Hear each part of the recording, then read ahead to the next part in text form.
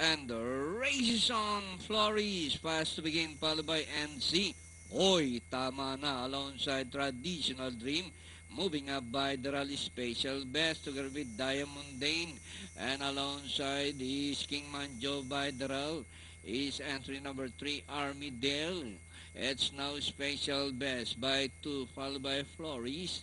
Our racing in third is Diamond Dane alongside Hoy Tamana as they run the 3/4 mile distance. Is Special Best by Sam Trilines Flores.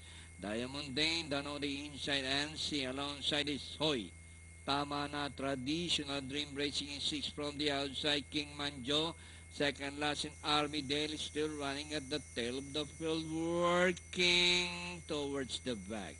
Special Best followed now by Diamond Dane. Hoy, tama na is now racing in third by the Real Flores. Traditional Dream Racing from the outside. Then here comes King Manjo and Sian Armidale is still running at the back of the pack. Last 450 Special Best. This time by Sam Trilines followed by Diamond Dane Flores, King Manjo, Hoy Tamana, NC Traditional Dream, and Armidale as they swing for home. Special Best number 1 by Sam Tulines Flores, Diamond Dane, NC. King Manjo is running in 5th, and nearing the finish line, Special Best remains by some 5 lengths now, followed by Flores and King Manjo, and finally, Special Best.